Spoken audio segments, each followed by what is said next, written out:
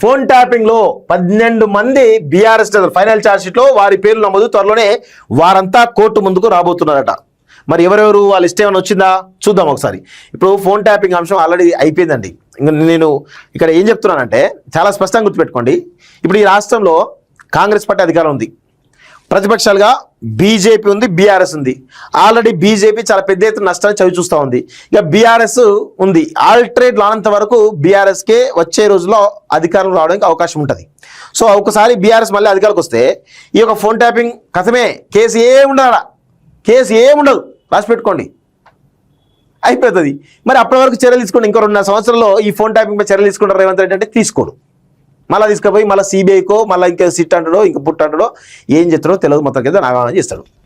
ఏ case మీద ఇంతవరకు పూర్తి స్థాయి విచారణ జరిగినప్పటికీ కూడా కనీస చర్యలు తీసుకోలేదు ఇప్పటివరకు రేవంత్ రెడ్డి. ఆల్రెడీ రేవంత్ రెడ్డి ప్రభుత్వం పైన విపరీతమైన కోపం ఉన్నది. ఎన్నికలు వస్తే చాలు మొత్తం విరుచుకుపడడానికి ప్రజలు సిద్ధమైపోయారు. అట్లా తయారైన పరిస్థితి. సో ఫోన్ ట్యాపింగ్ కేసులో కొత్త విషయాలు వెలుగులోకి వచ్చాయని తెలుస్తుంది. నగర సిపి సజ్జన సారథ్యంలోని సిట్ దర్యాప్తులో గత బీఆర్ఎస్ సర్కార్లో కీలక నేతలైనటువంటి 12 మంది పేర్లు బయటపడినట్టు సమాచారం.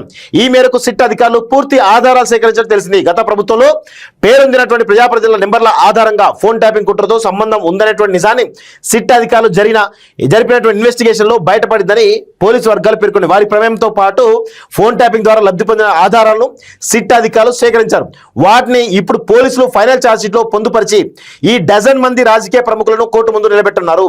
త్వరలో ఫైనల్ ఛార్జ్ షీట్, తాజాగా ఫైనల్ ఛార్జ్ షీట్ లో వీరి పేర్లు ఆధారాలతో వస్తుండటంతో పొలిటికల్ సెన్సేషన్ గా ఈ అంశం మరికొన్ని రోజుల పాటు దుమారం రేపనుంది.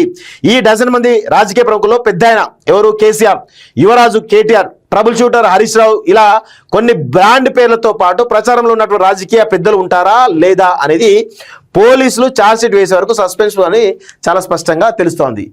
కేసీఆర్, కేటీఆర్, హరీష్ రావు, ఎర్రబెల్లి దయాకర్ రావు, నవీన్ రావు, సంతోష్ రావు, నేనే చెప్తాను లిస్ట్ అంతా. అలా 7 మంది పేర్లు నేనే చెప్తున్నా కదా.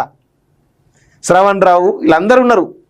వాళ్ళ పేర్లు చాలా స్పష్టంగా బయటపడుతున్నాయి. మరి ఈ కేసు ఎంతవరకు పోతుందో ఏందో నాకైతే అర్థం కాదు. కానీ 100% ఈ కేసు నీరుగారినట్టే అయిపోతుంది.